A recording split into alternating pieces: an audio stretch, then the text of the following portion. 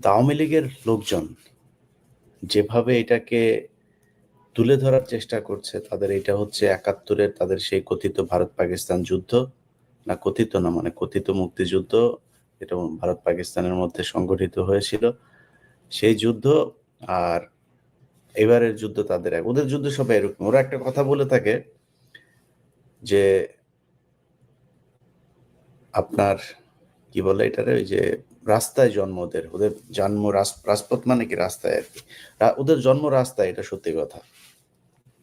এবং ওরা পাকিস্তানি বীজ, এটা কিন্তু ওরা নিজেরা বুঝে না, না বুঝে আন্দাজেই বলে। যে ওরা বলে না যে আমার বাবা ছিল রাজাকার, এই যে তারপরে শহীদ নিজামী, শহীদ আব্দুল কাদের মোল্লা, এরা হচ্ছে রাজাকার ছিল। এরা না বুঝা বলে এগুলি। ধরেন আমি নিজে স্বীকার করি যে আমার বাপ রাজাকার ছিল, আমি নিজে রাজাকার ছিলাম। আমার বাপ আমি দুইজনে মিলে আওয়ামী লীগের বহু মহিলাদেরকে নিয়ে পাকিস্তানি ক্যাম্পে লাগাইতে দিয়ে আসতাম। হ্যাঁ, নিজে নিজে গেছি আমি। আচ্ছা, এটা বলার পিছনে কিন্তু যে শালা বুদ্ধিমান, ওই শালা কিন্তু জীবনে কোনদিন বলবে না যে আমি মুক্তিযোদ্ধা ছিলাম। মুক্তিযোদ্ধা সমস্যা আছে ভাই। আমার বাবা আমরা রাজাকার, তার মানে ওদের মাদেরকে নিয়ে পাকিস্তানি ক্যাম্পে দিয়ে আসছি। তাহলে এবার পাকিস্তানি বীজ কারা হইলো আপনি বলেন? পাকিস্তানি বীজ তো ওরা, তাইলে ওরা না বুঝে এটারা একটু বলে। যে এখন ওরা এই রাজপথে জন্ম নিয়া, মানে রাস্তায় জন্ম নিয়া ওরা কি করেছে সেটা আমরা একটু দেখি। রাজপথে জন্ম মানে ওরা যেটা বুঝাইতে চায়, ওরা খুব ফাইট টাইট করে তারপরে টিকে থাকতে পারে। ওরা সারা জীবন পিছনের দরজা দিয়ে চেষ্টা করেছে। ওদের বাপ আছে একটা ভারতে, আর এই বিদেশিদের কাছে। আর ওদের এই মানে খুবই কি বলে এটারে, ওরা আপনার মানে নাশকতা, যে নাশকতা ওরা এই যে বার্ন ইউনিট খুলে তারপরে শেখ হাসিনা বার্ন ইউনিট, এখানে ওই যে রয়ের সদস্য সামন্তলালরে বসায় দিয়ে সারা দুনিয়ায় ওরা প্রচার করেছে। মানে ওরা জানে রাতেই হবে, আগে থেকে আপনার ফারজানা রূপা থেকে শুরু করে মুন্নি সাহাটা, এগুলি যা আগে থেকে যা বসে থাকতো। লাশ আসতেছে, পোড়া মানুষ আসতেছে, এটা ওরা জানতো। 2013, 14, 15 এগুলো ওরা করেছে। এই বেনজির, মনিরুল এদেরকে নিয়ে তারপরে এই কাজগুলো করেছে। তো 1972 সাল থেকে যদি আপনি শুরু করেন, ওরাই দেশে প্রথম ক্রস ফায়ার, ওরাই দেশে প্রথম মানুষ গুম, ওরাই প্রথম বিরোধী দলকে মারধর, 45,000 মানুষকে ওরা শুধুমাত্র রাজনৈতিক কারণে মেরে ফেলেছে। এই কাজগুলো ওরা বহু আগে থেকেই করে। 91-তে বিএনপি ক্ষমতায় আসার পরে সেই গান পাউডার দিয়ে মানুষ পোড়ানো থেকে শুরু করে 2013, 14, 15 পর্যন্ত যত নাশকতা সব ওদের। বিএনপির লোকজন চুরি করতে পারে ভাই, বিএনপির লোকরে দিয়ে আওয়ামী লীগের কাজ হবে না। আওয়ামী লীগ হচ্ছে নৃশংস। এরা সামনাসামনি কখনো আপনাকে কিছু করতে পারবে না। এরা গোপনে ওই যত ধরনের মানে চাউরামির শেষ পর্যায়ে যা যা আছে সবকিছু এদেরকে দেওয়া সম্ভব। এরা সুযোগ পাইলে আপনারা মারার পরে আপনার লাশের উপরে নাচতে পারে, এইসব প্রমাণ তারা রেখেছে। এখন বিষয় হচ্ছে যে 15ই আগস্টে ওরা যে কথাটা বলে যে রাস্তায় জন্ম বিশাল আকারে কিছু করতে পারে, 15ই আগস্টে ওদের বাপের বিচির মধ্যে চাপ দিয়ে মেরে ফেললো না আমাদের বীর মুক্তিযোদ্ধা কর্নেল ডালিম সহ বজলুল হুদা, ফারুক ভাই, নূর ভাই। এরা আমার আমার আমার প্রাণের প্রাণের ভাই। এদের প্রতি সারা জীবন স্বপ্ন থাকবে। যদি ক্ষমতা থাকতো সবার আগে দেশে নিয়ে আসতাম মেজর ডালিমকে।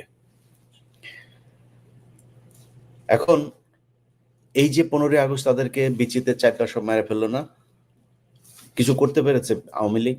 এর চাইতে বড় ঘটনা আর কি হবে? 32 নাম্বার বাংলাদেশের মানুষের কাছে অনুরোধ, এবং পুলিশ, সেনাবাহিনী, বিডিআর এখানে কেউ কোনো ধরনের বাধা দিতে যাবেন না। সবার কাছে অনুরোধ, 32 নম্বরের বাকি অংশ যেটুকু আছে ইট সহ খুলে নিয়ে যাবেন কালকে। একটা কিছু যেন অবশিষ্ট না থাকে। পুলিশ টুলিশ যে যেখানে ওইখানে গিয়ে এটা বাঁচাইতে চাবে, ওরে মনে করবেন ও আওয়ামী লীগের লোক, ওইটারে সহ ধরতে হবে। আজকে মেহেরপুরে একটা ঘটনা ঘটেছে, একজন পুলিশ সুপারের কার্যালয়ে সম্ভবত আগুন ধরেছে। পুলিশ সুপার কার্যালয়ের ভিতরে আগুন ধরাইলো কারা? এটা পুলিশ ধরিয়েছে।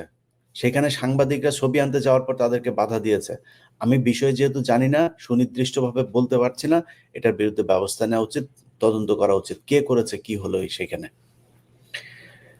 অতএব 32 নম্বরে ওরা কালকে আসবে বলছে না, কালকে নামবে বলছে না, 32 নম্বর বাকিটা করে দিতে হবে। ওরা একটা ডাক দিলে যে কোনো কিসে ওরা কর্মসূচি দেবে সেটাতে ওদের ড্যামেজ করতে হবে, কোনো না কোনো ড্যামেজ করতে হবে।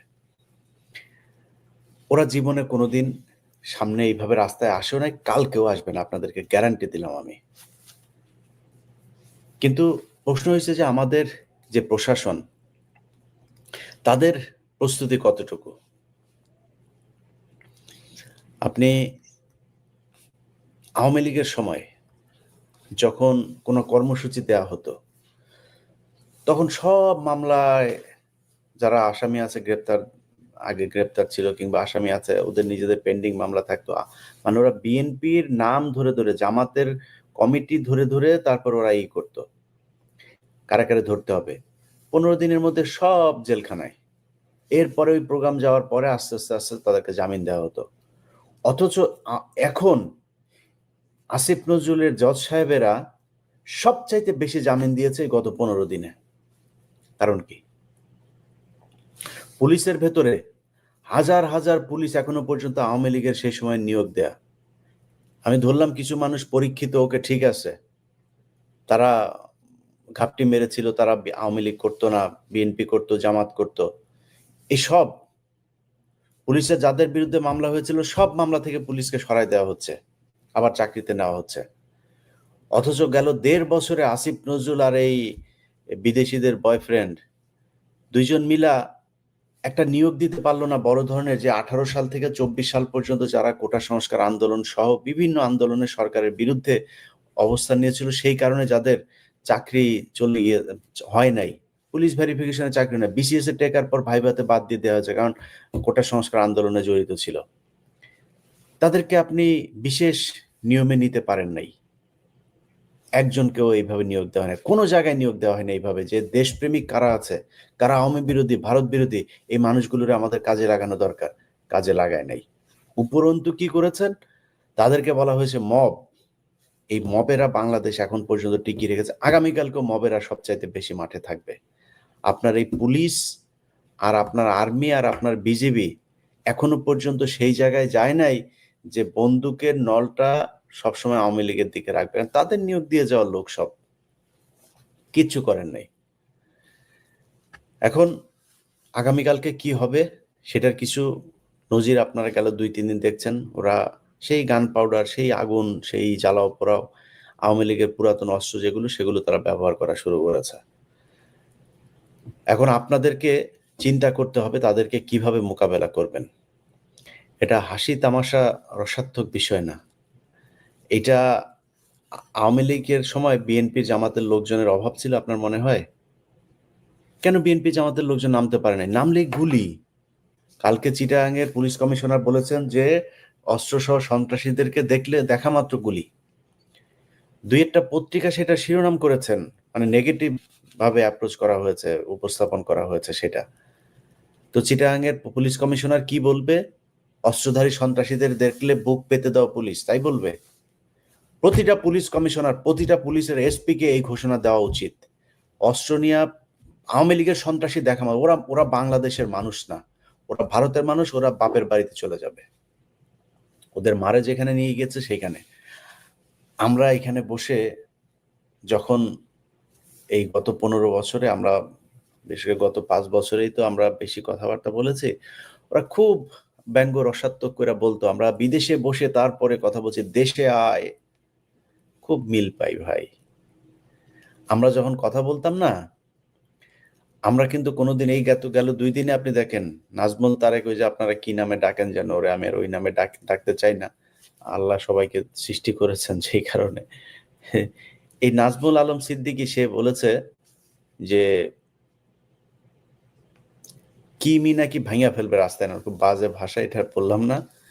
নাজমুল, যেটা তুই লিখেছিস কার ওইটা ভাঙবি, ওইটা তোর মা বোনদের ওইটা ভাঙা হবে।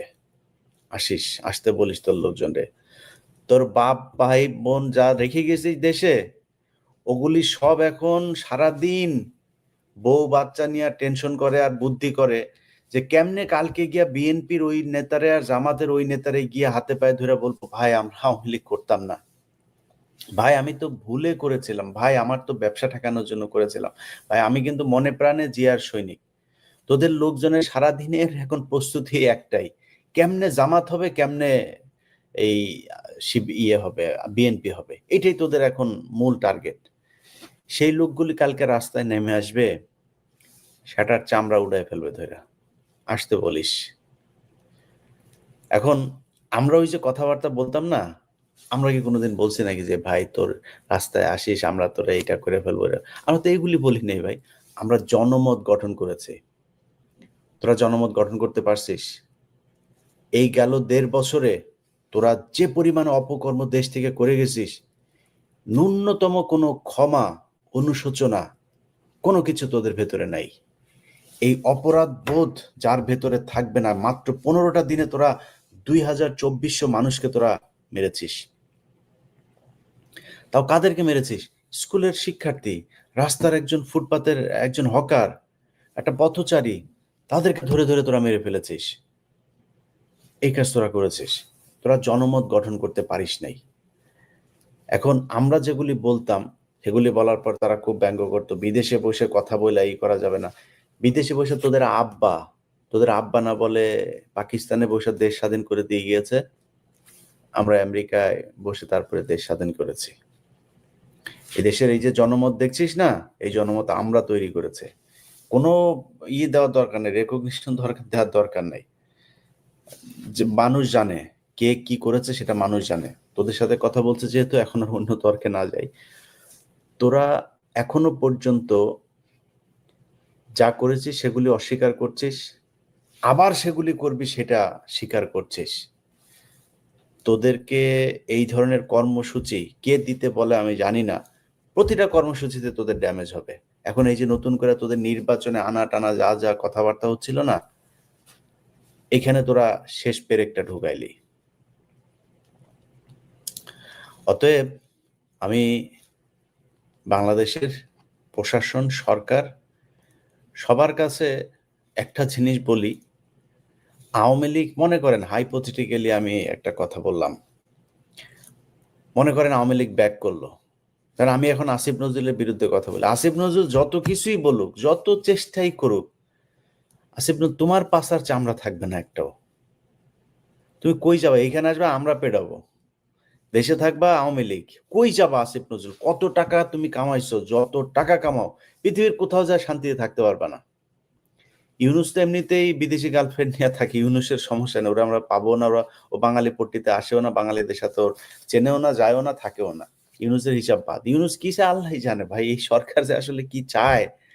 এরা কিছু কিছু জিনিস দেখে না, এরাও তো আওয়ামী বিরোধী, আবার কিছু কিছু কাজ করে, কি করে না করে বুঝি না। তো ওদেরকে বলবো যে দমন করলে কঠোরভাবে দমন করতে হবে। এই আসিফ নজরুল সব লোকজনরে আপনার রাস্তায় ধরা পড়বে, আর রাস্তায় ধরা পড়ার পর আপনার একটু মজা করবেন। ওই যে 32 নম্বরে যেটা হইলো, কিছু লোকজন আসলো সেখানে, তাদেরকে নিয়ে মজা করার না, মিশায় ফেলতে হবে মাটির সাথে। জামিন, জেলখানায় গেলেই জামিন পাওয়া যায়। আওয়ামী লীগ এটা বুঝতে পারছে যে জেলখানায় গেলে সমস্যা নাই, তখন স্লোগান দেয় জয় বাংলা, জয় বঙ্গবন্ধু। স্লোগান কেন দেয়? স্লোগান দেয় কারণ ওরা জানে জেলখানায় গেলে সমস্যা নাই, আবার বের হওয়া যায়, কিছু টাকা দিলেই বের হয়। সব জজেরা এগুলো করছে এখন, কিছু কিছু জজ ভালো আছেন। তো এই কাজগুলো কিন্তু হচ্ছে, যেই কারণে আপনাদেরকে সিদ্ধান্ত নিতে হবে, আপনারা আওয়ামী লীগকে আসতে দিতে চান নাকি চান না। আপনার সমস্যা আমার সমস্যা যদি এক হয়, তাহলে আমার সাথে আপনার বাধে কেন? আমি কি চেয়েছি? আমি চেয়েছি এই দেশে আওয়ামী লীগ শূন্য হইতে হবে, আওয়ামী লীগের বিচার হইতে হবে। যারা বিভিন্ন জায়গায় সচিবালয়, এখন পর্যন্ত সচিবালয়ের সব আওয়ামী লীগের লোকজন, এদের দিয়ে কি হবে? যেসব জজেদের বিরুদ্ধে ব্যাপক অভিযোগ ছিল, এই সিনহার সময় কিছু হিন্দু নিয়োগ দিয়ে গিয়েছিল, সব এখন বিভিন্ন জেলায়, ঢাকা থেকে সরিয়ে বিভিন্ন জেলায় তাদেরকে জেলা জজ হিসাবে নিয়োগ দেওয়া হয়েছে। আসিফ নজরুল করেছে এটা। তো আপনি কিভাবে চান যে আওয়ামী লীগের লোকজন জেলখানায় থাকবে? তাদের কিছু বলা হয় না। অতএব এটার ব্যাপারে পদক্ষেপ নিতে হবে। তুই একটা কমেন্ট পড়লাম, আমি কমেন্ট দেখছি মাঝে মধ্যে চোখ যায়, সেখানে আওয়ামী লীগের লোকজন লিখেছে যে ভয় পাইছিস?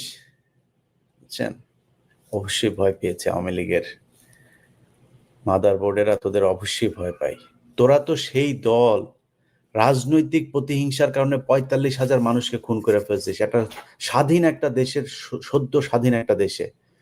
একটা দেশের ভেতরে একজন আলেম শুধুমাত্র ধর্ম প্রচারের কারণে তার ঘরের ছোট ৬ মাসের বাচ্চা সহ ঘরের ভেতরে ঢুকিয়ে তোরা বোমা মেরে মেরে ফেলেছিস। তোদেরকে ভয় পাওয়ার অনেক কারণ আছে। গান পাউডার দিয়ে মানুষ মেরেছিস। ছোট ছোট বাচ্চারা রাস্তায় নেমে এসেছিল সড়ক আন্দোলনে, কোটা সংস্কার আন্দোলনে, তাদেরকে পিটিয়ে যেভাবে রক্তাক্ত করেছিস, সবশেষ তাদেরকে হত্যা করেছিস। ২৪০০, ২,৪০০ মানুষকে তোরা হত্যা করেছিস। তোদেরকে ভয় পাওয়ার অনেক কারণ আছে।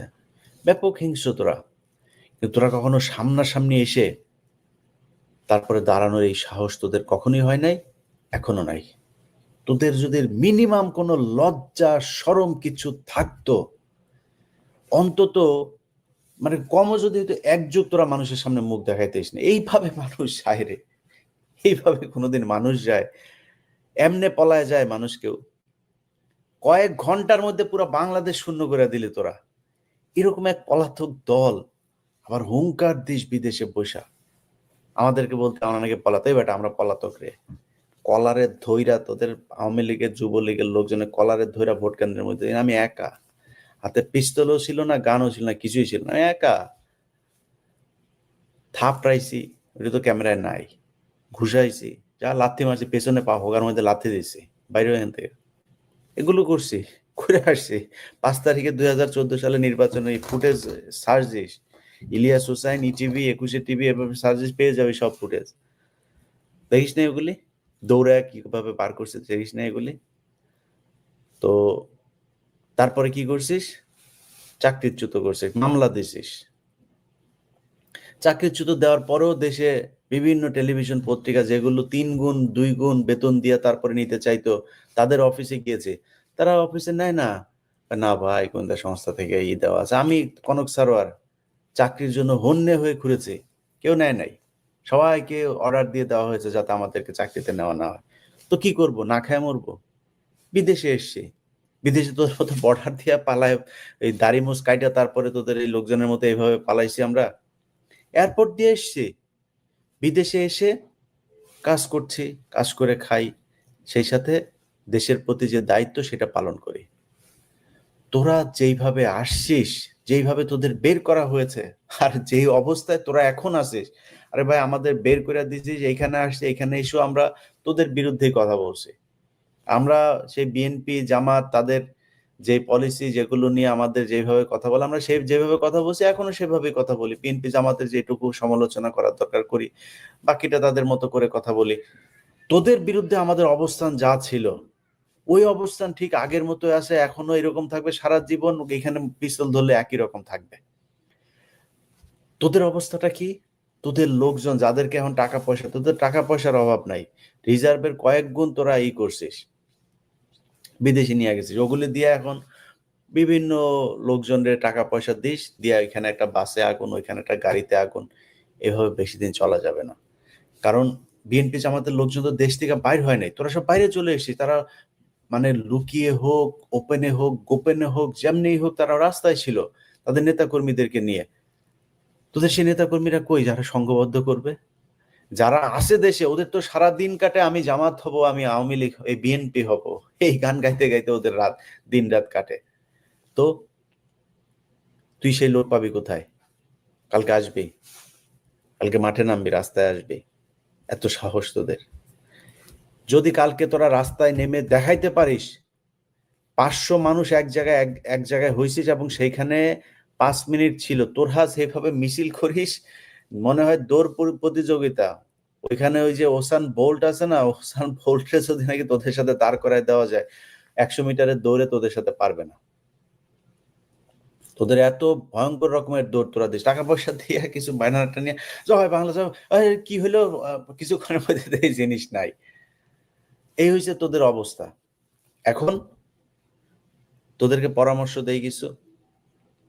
তোদের কাছে পরামর্শ হইলো মাপ চা, যা করছিস স্বীকার কর। এটা তোদের দিয়ে জীবনে সম্ভব না, কারণ তোদের ভেতরে তোদের মস্তিষ্ক, তোদের চিন্তা ভাবনা যা কিছু আছে এর সাথে পৃথিবীর কোনো মনুষ্য সমাজের কারোর চিন্তা ভাবনা মিলবে না। ওরা এখন পাইছে মুগ্ধ মারা যায় নাই, শিখদরের নিয়া কয় মুগ্ধ, এটা মুগ্ধ, মুগ্ধ এখনো বেঁচে আছে। আবু সাইদ মারা যায় নাই, আবু সাইদরে শেখ মুজিবের মতো বিচিতে চাপ দিয়ে মারা হয়েছে। তোদের মতো চাউরা এত অসভ্য প্রাণী তোদেরকে জীবনে কোনোদিনই করা যাবে না। এই যে এই এরা একটু বলে নেই কি যেন তানবির না কি নামে যেন একজন লিখছে যে এটা হইলো গিয়া পাকিস্তানি বীজ। বেটা এইগুলি তোদের সুন্দরভাবে বুঝাই দেয়। আমার বাপ আমি দুইজন রাজাকার ছিলাম, আমরা দুইজন মিলে বের হইতাম আওয়ামী লীগের কোথায় মেয়ে আছে মহিলা আছে এগুলি ধরে ধরে নিয়ে আমাদের পাকিস্তানি ভাইদের ক্যাম্পে দিতাম, তোদেরকে লাগাইতো প্রোটেকশন ছাড়া। এরপরে তোরা পয়দা হুয়া, এই এত সুন্দর ডেফিনেশন এরা অ্যারিস্টটলও দিতে পারবে না। এই যে ডেফিনেশন দিয়ে রাখছি এটা তোদের মাথায় যায় না, কানে যায় না কিছু। সো তোদের যদি লজ্জা শরম কিছু থাকতো জীবনে কোনোদিন আর কথা বলতি না। এখন আর বেশি কিছু বললাম না, 13 তারিখের প্রোগ্রাম কর। প্রশাসনের কাছে অনুরোধ থাকবে যে এদেরকে যেভাবে ব্যবস্থা নেওয়া যায়, পুলিশের কোন কোন থানায় কারা কারা এগুলো করছে, কোন কোন থানা লুজ দিয়েছে, কোন কোন থানায় ঘটনা ঘটেছে, তাৎক্ষণিক ওই থানার ওসিকে সরাইতে হবে ওইখান থেকে। যেসব জেলায় এগুলো করা হচ্ছে সেখানকার এসপি ওসি এগুলোকে সরাইতে হবে। যদি না করেন আসিফ নজরুল সাহেব পাশার চামড়া একজনেরও থাকবে না। এমনে এই মজা দিয়া দিয়া তারপরে টাকা পয়সা পাবেন আর সব ভুলে যাবেন, এটা দেওয়া হবে না। কিছুক্ষণের মধ্যেই বা সকালের মধ্যেই আপনারা সেগুলো গণমাধ্যমে জানতে পারবেন। এখন প্রশ্ন হচ্ছে যে ডিবি প্রধান কে সরিয়ে দেওয়া হয়েছে তার পদ থেকে, সরিয়ে তাকে যুগ্ম কমিশনার হিসাবে পদায়ন করা হয়েছে।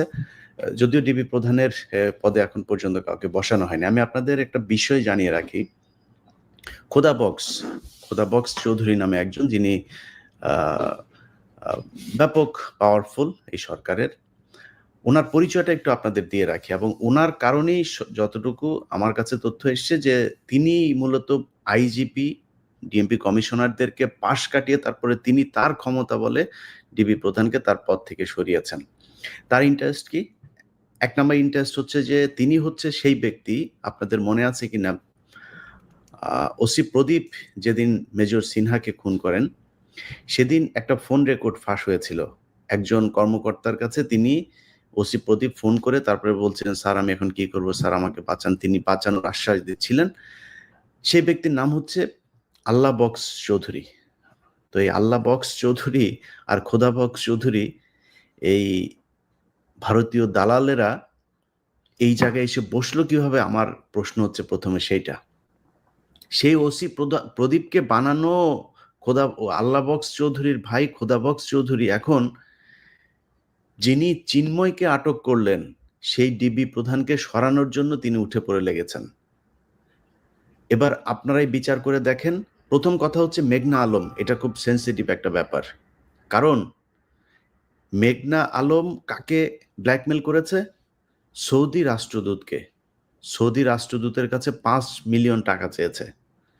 5 মিলিয়ন টাকা আসলে ডলার কেউ আসলে এইভাবে চাঁদাবাজি করে না। তিনি পুলিশের কাছে এখন পর্যন্ত যে তথ্য পুলিশ কনফার্ম হয়েছে, $1.2 মিলিয়ন সেই ব্যক্তি দিতে রাজি হয়েছিল। তারপরেও তিনি অনড় $5 মিলিয়ন তার লাগবে। এরপরে বাধ্য হয়ে সৌদি সে রাষ্ট্রদূত পুলিশের দ্বারস্থ হন এবং কমপ্লেন করেন। সেই কমপ্লেনের ভিত্তিতেই মেঘনা আলমকে করা হয়। তো আমরা দেখেছি যে আসিফ নজরুলেরও খুব কষ্ট লেগেছে মেঘনা আলমকে কেন এত দ্রুত আটক করা হলো। তিনি বক্তব্য দিয়েছেন তাকে যথাযথ আইন মেনে তারপরে তাকে আটক করা হয়নি। আসিফ নজরুল এখন সবখানে খুব আইন খুঁজেন, শুধুমাত্র তিনি যে পদটাতে বসেছেন সেইখানে বেআইনিভাবে বসে। তো এখানে যেটা আসিফ নজরুলের এই বক্তব্যের পরে আমার যেটা মনে হয় সেটা হচ্ছে যে সৌদি রাষ্ট্রদূত বাংলাদেশে যদি কোনো বিপদে পড়ে, সৌদির সাথে বাংলাদেশের যদি কোনো সমস্যা হয়, সম্পর্কের যদি কোনো ধরনের খারাপ কোনো পর্যায়ে পৌঁছে, সেটাতে লাভবান হবে কারা? বাংলাদেশের সাথে সৌদি আরবের বিশাল শ্রমবাজার। সেই শ্রমবাজার যদি ধ্বংস হয় তাহলে বাংলাদেশের শ্রমবাজার যদি পাঠানো যদি বন্ধ হয়, ভারত সেই সুযোগ নিবে, পাকিস্তান সেখানে লোক পাঠাবে, শ্রীলঙ্কা লোক পাঠায়। তাহলে আপনাদের বুঝতে হবে যে কাদের হয়ে তারপরে মেঘনা আলম এই সৌদি রাষ্ট্রদূতকে এভাবে জিম্মি করতে চেয়েছে, তাদের সাথে আমাদের সম্পর্ক নষ্ট করতে চেয়েছে। $1.2 মিলিয়ন মেঘনা আলমের মতো একজন মানুষ খাট যোদ্ধার জন্য অনেক টাকা। তো তাদের মতো এই ধরনের এই এই আপনার কি বলে নিষিদ্ধ পল্লীর এরা আপনার $1.2 মিলিয়ন নেয় নাই, তাকে 5 মিলিয়নই দিতে হবে, এর জন্য প্রেশার দেওয়া তাদের সাথে, এটা কেন কেন করা হয়েছে? এটা করার একমাত্র কারণ যারা ভারতীয় চর এখনো পর্যন্ত এই সরকারের ভেতরে আছে তাদের হয়েই তারা কাজ করছে এবং তাদের কারণেই সৌদির সাথে আমাদের সম্পর্ক নষ্ট করতে চায়। এটা আপনাদেরকে জানিয়ে রাখলাম শুধু এতটুকু বলি যে আমরা মনে করি যে ডিবি প্রধানের সবচাইতে বড় যদি কারো কাছে কোনো সমস্যা থাকে, ডিবি প্রধানের ব্যাপারে কোনো কমপ্লেইন থাকতে পারে, সেটা তাদের ব্যাপার। কিন্তু আমি আমার জায়গা থেকে আমার যেই সমস্যা ডিবি প্রধানের, মনে করেন ডিবি প্রধানের যদি নাকি কেউ কোনো সমস্যা পেয়ে থাকে, ডিবি প্রধানের জায়গায় আরেকজন আসবে, একজন আল্লাহ নিজে দুনিয়ায় পাঠাবেন, নবুয়ত নিয়ে আসবেন, আর তিনি এসে ডিবি প্রধানের পদে বসবেন, এরকম একজন যদি পান তাহলে বসায় দেন। কিন্তু ডিবি প্রধানকে আমি জাজ করি যেটা দিয়ে, সেটা হচ্ছে এই ডিবি প্রধান তিনি যিনি কিনা চিন্ময় এই কৃষ্ণকে আপনার আটক করেছে। ভারতীয় দূতাবাস, ভারতীয় পররাষ্ট্র মন্ত্রণালয় সব জায়গা থেকে চাপ দেওয়ার পরেও এই চিন্ময়কে এই ডিবি প্রধান আটক করেছেন। সেই ঘটনার পর থেকে ডিবি প্রধানের ছেলেমেয়েরা এখন পর্যন্ত স্কুলে যেতে পারেন না। সো এই ঝুঁকিগুলো তো তারা নিয়েছে। মেঘনাকে তো আটক করেছে, 2 দিন আগে মোর্শেদকে আটক করেছে তো।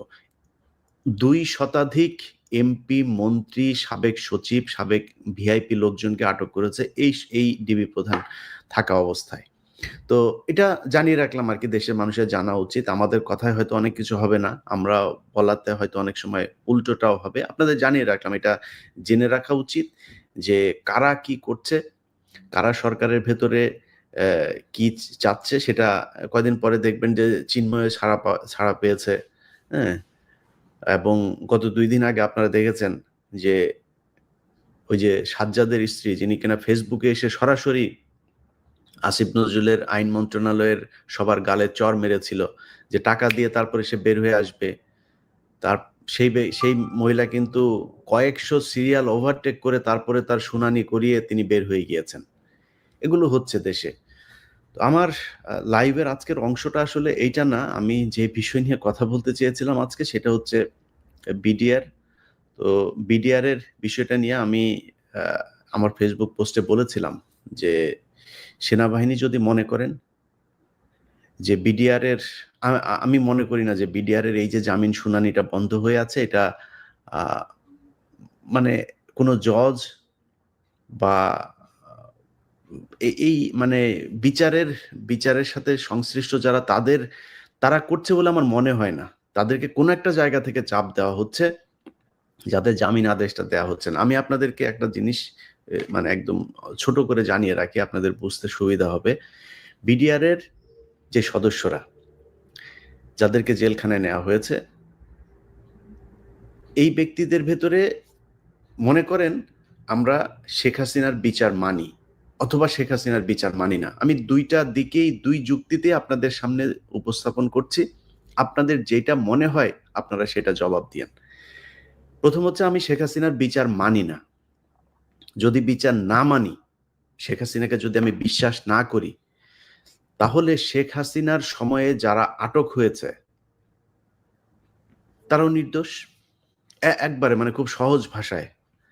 আচ্ছা, মনে করেন তারা নির্দোষ না সবাই, কেউ হয়তো দোষী আছে। আচ্ছা, সেইটাও নতুন করে তো তদন্ত হতে হবে। সেই তদন্তের জন্য একটা কমিশন তৈরি করা হয়েছে। সেই কমিশনটা কাজ করছে। আমার বিশ্বাস কমিশন ভালো একটা রিপোর্টই দিবে। এখন এই কমিশনের রিপোর্ট দেওয়ার সময়টাতে সেই মানুষগুলোকে জামিন দেওয়া যেত 16 বছর। আপনি তো জানেন না তারা অপরাধী কি অপরাধী না, মানে 50-50। শেখ হাসিনার সময় এরা কিছু মানুষ অপরাধী থাকতেও পারে, নাও থাকতে পারে, তার মানে 50-50। 16 বছর জেল খাটলো। তাহলে 16 বছর জেল খাটে মানুষগুলোকে আপনি কয়টা দিন বাইরে রাখতে পারতেন, এরপর আবার ধরে নিয়ে ফাঁসি দিয়ে দেন। যদি কমিশন যদি বলে যে তারা আসলে অপরাধী, তাদেরকে ফাঁসি দিয়ে দিতেন। আচ্ছা, তাদের কাউকে ছাড়লেন না। এখন নতুন করে বিচারের মনে করেন শুনানি হইল, এই পক্ষ ওই পক্ষ শুনানি শেষে আপনি জামিন আদেশটা দিবেন। এই জামিন আদেশ দেওয়ার কথা আজ থেকে 3 মাস আগে বলা হইল। এরপরে বিচারকের একদিন পাতলা পায়খানা, একদিন পিরিয়ড, একদিন এক এক জিনিস হচ্ছেন ওনার। এই বিচারকের এক এক সময় এক এক অসুস্থতা নিয়ে তিনি ঠিক শুনানির আগের দিন মানে শুনানির দিন সকালবেলা জানিয়ে দিচ্ছেন যে তিনি আসতে পারবেন না, তিনার পাতলা পায়খানা হয়েছে। বাংলাদেশে 5 তারিখের পরে এই বিডিআর এর সাথে যে মশকরা করা হচ্ছে, এই মশকরা আর কোন সেক্টরে করা হয় নাই। এত মশকরা আর কোথাও করা হয় নাই। আপনি মনে করেন শেখ হাসিনার বিচার আপনি মেনে নেন, মেনে নিয়ে তারপরে তাদেরকে আটকায় রাখছেন, কারণ শেখ হাসিনা বলেছে, শেখ হাসিনা আপনাদের আম্মা হয়, আপনার আম্মার কথা শুনে আপনি তাদেরকে জেলখানায় রাখবেন। আচ্ছা, শেখ হাসিনা বলে গিয়েছিল যে এইখানে খালাস পেয়েছে যে কজন, 278 জন প্রায়। এই যে 278 জন খালাস পেল, আচ্ছা খালাস পাওয়ার পরে তাদেরকে আপনি কোন আইনে আটকে রাখছেন? তাদেরকে তো ছাড়বেন। মনে করেন আপনি শেখ হাসিনার বিচার মানেন, সেই মানুষগুলোকে ছাড়েন। সেগুলোর মধ্যে মনে করেন আপনি ছাড়বেন না, সেখান থেকে অর্ধেক ছাড়লেন, 177 জন 178 জনকে ছাড়লেন। বাকি লোকগুলি কি সমস্যা করলো? কোন কারণে আপনি তাদেরকে আটকায় রাখলেন? এর মাঝখানে 3-4 জন বিডিআর এর সদস্য মারা গেল, এই মৃত্যুর দায় আপনি নেবেন? আমি ফেসবুকে ওই দিন যখন কিনা 10 তারিখে দেখলাম যে তাদের এই জামিন আদেশটা হবে না, এত খারাপ লাগলো বিশ্বাস করেন। মানে মাঝে মধ্যে মাথা এত গরম হয়ে যায় যে যা মনে চায় তাই বলে ফেলি। তো সেনাবাহিনী তো বুঝেন না, কেয়ার করার ব্যাপার আছে, তো এরা তো বিশাল পাওয়ারফুল, এদের কোনো পাপ নাই। সেনাবাহিনী পৃথিবীতে, বাংলাদেশের সেনাবাহিনী বিশেষ করে এরা আসছেন, এরা আল্লাহর থেকে এক একজন জান্নাতের সুসংবাদ নিয়ে আসছেন। এই নিয়ে এসে তারপরে আপনার দুনিয়ায় কয়দিন থাকবেন, আবার জান্নাতে চলে যাবেন। এটা হচ্ছে বাংলাদেশের সেনাবাহিনী, আর এদের কোনো পাপ নাই। আজকে কিছু কথা বলি, বলে তারপরে বাকি কথা যারা যারা সাক্ষী প্রমাণ এদেরকে সহ তারপরে আপনাদের সামনে নিয়ে আসব। আচ্ছা, প্রথম প্রশ্ন হচ্ছে, আপনারা যারা আমার প্রথম পর্বটা দেখেছেন, সেখানে আমরা একটা জায়গা থেকে শুরু করেছি, পেছনের একটা জায়গা বাদ দিয়ে পরের আরেকটা জায়গা বাদ রেখে মাঝখানের একটা জায়গা আপনাদেরকে শুনিয়েছি। আপনাদের কারো কি মনে হয় যে বিডিআর এর সৈনিকেরা পিলখানা হত্যাকাণ্ডের সময় তাদের যে আচরণ দেখিয়েছে, আমরা তো দেখেছি, মানে একেবারে বিদ্রোহ যে হয় নাই তা তো না, পিলখানায় সেদিন বিদ্রোহ একটা হয়েছে। বিদ্রোহ উস্কে দিয়েছে কারা, বিদ্রোহের আগে পরে কি করার পরিকল্পনা ছিল, কারা কি চেয়েছে সেটা পরের কথা, কিন্তু বিদ্রোহ তো একটা হয়েছে, এটাও সত্যি কথা। আপনার সেদিনের ফুটেজগুলো যদি দেখেন, অনেক বিডিআর এর সৈনিক তারা অনেকে মুখ খুলে রেখেই কথা বলেছেন। তো ভারতীয় বাহিনী হইলে তো আর মুখ খুলে কথা বলতো না, যারা কিনা এসে ওই যে পিক আপে করে এসে গুলি টুলি করে চলে, তাদের সবারই মুখ ঢাকা, তাদের চেহারা কেউই চেনে না। তো যারা কিনা মুখটুক খুলেই তারপরে প্রতিবাদ করে, এবং সেই প্রতিবাদগুলো তাদের কি, অপারেশন ডাল ভাত, তারপরে বিডিআর এই সেনাবাহিনীর অফিসারদের অনেকের বউয়ের ব্যাপারে কথা বলেছে, বউদের পেন্টি ধোয়াইতেও বিডিআর কে ইউজ করা হয়, এরকম মানে অভিযোগও আছে। কিছু হইতে না হইতে পাশার মধ্যে লাথি মারা, গালাগালি করা। সেনাবাহিনীর অফিসার এগুলো যারা জান্নাত থেকে এসছেন, আবার জান্নাতে উঠা যাবেন। বিডিআর এর সৈনিক গরিব মানুষ, কয় টাকা বেতন পায়, তাদেরকে অপারেশন ডাল ভাতে আপনারা নিয়ে গিয়েছিলেন, ওদের টাকা দিয়েছিলেন? সে টাকা ফেরত দেওয়া হয়েছিল? পিলখানার যে ঘটনা, ওই ঘটনার দিন পর্যন্ত তাদেরকে টাকা পয়সা দেন নাই, কিছুই দেন নাই, ক্ষোভ তো তাদের ছিল। আচ্ছা, এখন ওনারা বিডিআর এর দোষ দেয়। বিডিআর এর যে দোষ দিবেন, বিডিআর এর আপনার যে সিকিউরিটি সেল আছে, তারা কিন্তু আপনার এই তথ্য জানিয়েছিল যে বিডিআর এর কিছু সদস্য এরকম তারা বিদ্রোহ করবে, তারা এরকম পিলখানার দরবারের দিন এই করবে। জানানোর পরে সেনাবাহিনী কিছু করে নাই। কারণ কি? কারণ ওই যে যেই পক্ষটা আপনার এগুলো করতে চেয়েছে, সেনাবাহিনীর ওই অফিসারগুলো তাদের সাথে, কারণ তাদের সাথে কে কে সম্পৃক্ত বলি আপনাদের। কর্নেল মুজিব, আমরা তো স্যাড মিউজিক লাগায়া কর্নেল মুজিব টুজিব, তারপরে বিডিআর এর যিনি ডিজি আছেন শাকিল সাহেব, শাকিল, আমি আপনাদেরকে ভাই বহুবার সময় দিয়েছি, বহুবার বলেছি যে এইসব কথাবার্তা বলবো না, বলতে চাই না, আপনারা আপনাদের কাজ করেন নাই। আপনারা যদি মনে করেন যে বিডিআর এর লোকজনের সব ফাঁসি দিয়ে দিবেন, ফাঁসি দিয়ে দেন, যান, আপনাদের যা মনে চায় করেন। এই কর্নেল মুজিবের স্ত্রী এমন কোনো ধান্দাবাজি নাই যেটা সে করে না। যেই colonel Shakil, major general Shakil BDR এর ডিজি, তার স্ত্রী পিলখানার ভেতরে মদ নিয়ে মাতাল হয়ে এক এক দিন এক একজনের সাথে উলঙ্গ হয়ে পড়ে থাকতেন। বিডিআর এর টাকা পয়সা আত্মসাতের সাথে এই মেজর জেনারেল ডিজি শাকিল তিনি জড়িত। 600 কোটি টাকা পাচার হচ্ছিল বিমানবন্দরে, সেই টাকা ধরেন। ধরার পরে সেই টাকা আবার ফের বিমানবন্দর কাস্টমস যখন কিনা ইমিগ্রেশন যখন তাদেরকে ধরার পরে এই জেনারেল মঈন সরাসরি হস্তক্ষেপ করেন। হস্তক্ষেপ করে সেই টাকা নিয়ে আসেন, বিমানবন্দরকে বলে আসেন এটা মিডিয়া কোথাও করার দরকার নাই, এটা সেনাবাহিনীর টাকা, আমরাই পাঠাচ্ছিলাম, এটা নিয়ে আমরা দেখছি। সেই টাকা নিয়ে তারপরে দরবার হয় হচ্ছে কক্সবাজারের এক হোটেলে। সেই হোটেলে সেনাবাহিনীর অফিসারদের ভেতরে হাতাহাতি পর্যন্ত হয়েছে। সবশেষ সেই টাকা আর বিডিআর এর ডিজিকে দেওয়া হয় নাই। সেই টাকা আত্মসাৎ করে মঈন, কর্নেল মুজিব, তারপরে লেফটেন্যান্ট কর্নেল ওর নাম কি শামস, এদের একটা গ্রুপ মিলে তারপরে এদেরকে হত্যা করে। এই গ্রুপটার সাথে যে দ্বন্দ্বটা, এই দ্বন্দ্বটাকে কাজে লাগিয়েই ভারত দেখলো যে এই যে এদের মধ্যে একটা লেগেছে, সো এটা একটা সুযোগ, এটা কাজে লাগানো যায়। তখন এই কর্নেল মুজিব, যে মুজিবকে মারা হয়েছে, এই মুজিব কিন্তু এই হত্যাকাণ্ডের সাথে জড়িত। সে জানতো এদেরকে হত্যা করা হবে, কিন্তু তাকে যে হত্যা করা হবে সেটা সে জানতো না। কারণ ভারত ওদের ভেতরে দ্বন্দ্বকে কাজে লাগিয়ে তারপরে দুই পক্ষের ভেতরে আপনার ঢুকে গিয়েছে। এখন ঢুকার পরে ভারত চায় যে আরো অনেককে হত্যা করা হোক। তাদের তো আরো কিছু ওই যে রৌমারি কিছু জায়গা আছে না, সেগুলো তারা চায় যে তাদেরকেও এখানে আনা হোক, তাদেরকে নিয়ে এসছে।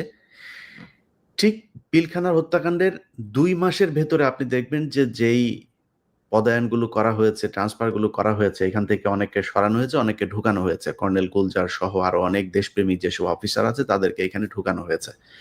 এটা হচ্ছে ভারতের পলিসি, ভারতের পরামর্শে এটা করা হয়েছে। আর কর্নেল মুজিব এই পুরো কনস্পাইরেসি যেটা হয়েছে, আপনার বিডিআর এর যে সোলজাররা ছিল তাদের সাথে, তারা একটা কনস্পাইরেসির সাথে ছিল। তারা কিসে ছিল? তাদেরকে বলা হয়েছিল যে পিলখানায় একটা বিদ্রোহ হবে, দরবার শুরু হবে, দরবার শুরু হওয়ার পরে তোমরা যাবা, গিয়ে তারপরে বলবা যে আমাদের এই দাবি, এই দাবিগুলো মানতে হবে, না মানলে আমরা ডিজিকে মেরে ফেলবো, অফিসারদের একটাও যেতে দিব না। ব্যারিস্টার তাপসের বাসায় একটা মিটিং হয় 2008 সালে নির্বাচনের আগে। সেই মিটিং এর ভেতরে শেখ হাসিনা নিজে তাদের সাথে ফোনে কথা বলেছেন এবং এই বিডিআর এর যে সদস্য তাদেরকে আশ্বস্ত করেছেন যে তোমরা যা আমাদের এই তাপস এবং নানক যে আদেশ দিবে তোমরা এই আদেশ অনুযায়ী কাজ করবা। আমি যখন কিনা তোমরা বিডিআর এর ডিজিকে ধরবা, গান পয়েন্টে নেয়ার পরে আমি তারপরে কিছুক্ষণ পরেই যাব পিলখানায়, গিয়ে তোমাদের সব দাবি দেওয়া মেনে নিব এবং এই বিডিআর এর অফিসারদেরকে আমি সাথে করে নিয়ে আসবো। এরপর থেকে তোমরা স্বতন্ত্র একটা বাহিনী হবা, এখানে আর্মির অফিসারদের আর কোনো থাকবে না। এই মূলা ঝুলিয়ে তাদেরকে আশ্বস্ত করা হয়। তো বিডিআর কি জানে? বিডিআর জানে এখানে কোনো রক্তপাত হবে না, কিছুই হবে না। যেহেতু কোনো অফিসারের কাছে কোনো অস্ত্র থাকবে না, বিডিআর এর সদস্য একটা অস্ত্র নিয়ে যেয়ে তাদেরকে জিম্মি করবে, তাদেরকে শেখ হাসিনা এসে নিয়ে যাবে, দাবি দেওয়াই হবে, বিডিআর এর অধীনে বিডিআর চলবে। এই হচ্ছে বিডিআর জানে। বিডিআর কে কিন্তু কোনো হত্যাকাণ্ড, কোনো কিছুর ব্যাপারে তাদেরকে জানানো হয়নি এবং বিডিআর এর কেউ এটার ব্যাপারে জানে না। জানে কারা? এই কর্নেল মুজিব সহ এই কয়েকটা, এই যে শামস টামস, এরা জানে। এখন এদের উদ্দেশ্য কি? এদের উদ্দেশ্য হচ্ছে ওই যে আপনার এই যে 600 কোটি টাকা অপারেশন ডাল ভাতের মেরে দেওয়া যে টাকা, সেই টাকা নিয়ে দ্বন্দ্ব, যাতে বিডিআর এর ডিজি সহ এরা যাতে এটা দাবি করতে না পারে, এটা নিয়ে যাতে আর কোনো ঝামেলা না করে, পুরো টাকাটা তারা আত্মসাৎ করার জন্য একে মারতে হবে।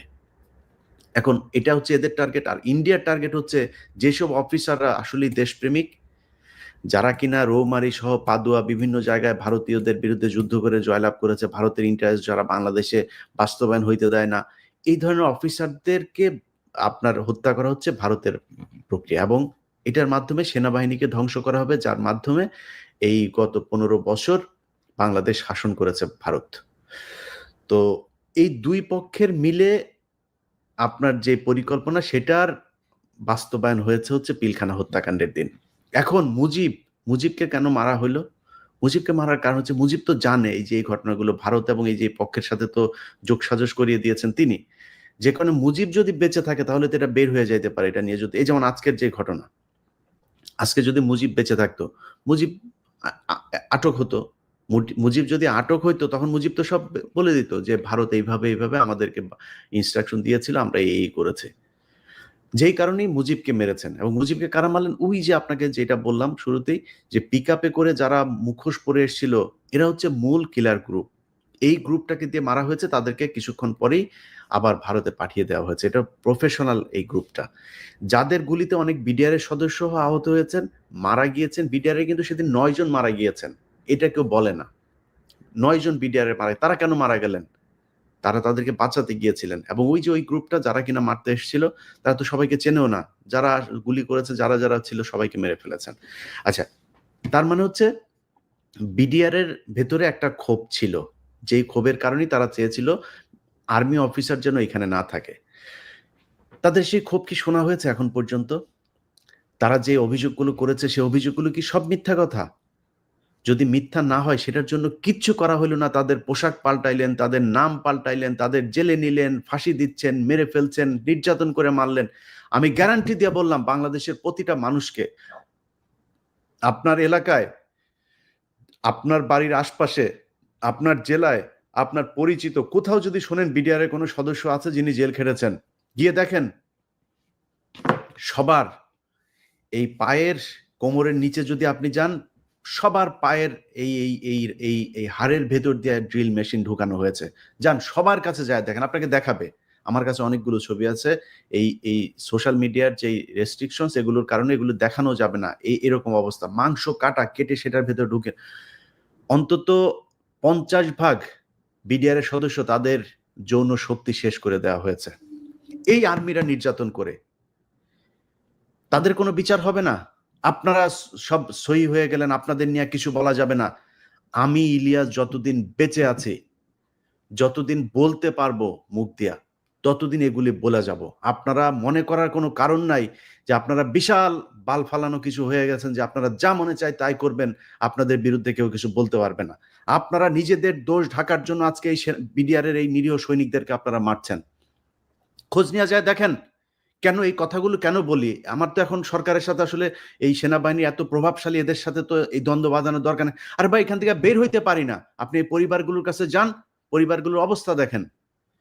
এক একটা পরিবার না খায় মরছে।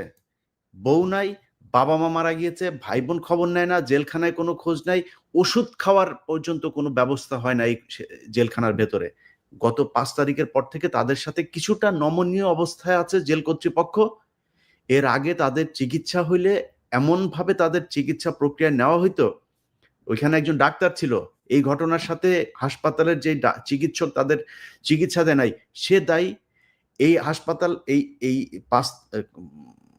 25 তারিখের পর থেকে যত কয়জন আপনার বিডিআর এর মারা গিয়েছে, এদেরকে যে ডাক্তারের সার্টিফিকেট, আপনার পোস্টমর্টম সার্টিফিকেট, এদেরকে যে ডাক্তারের কাছে নিয়ে যাওয়া হইতো, যে হাসপাতালে নিয়ে যাওয়া হইতো, সব কয়টা এই কিলিং এর সাথে জড়িত। এগুলো কমিশনের তদন্তে বেরিয়ে আসবে। আপনারা বাঁচতে পারবেন না, তো আপনারা চাইলেও বাঁচাইতে পারবেন না। আর আমার কথা হইলো যে ভাই, আরে ভাই, আপনারা সেনাবাহিনী, আপনারা তো দেশপ্রেমিক, আপনারা অনেক ভালো, দুদকের চাই অনেক ভালো, পুলিশের চাইতে অনেক ভালো, বিজেপির চাইতে অনেক ভালো, অনেক ক্ষেত্রে আপনারা অনেক ভালো। আমরা আপনাদেরকে ভালোবাসতে চাই। আপনারা কি চান? আপনারা আসলে মানুষের ভালোবাসা পাইতে চান।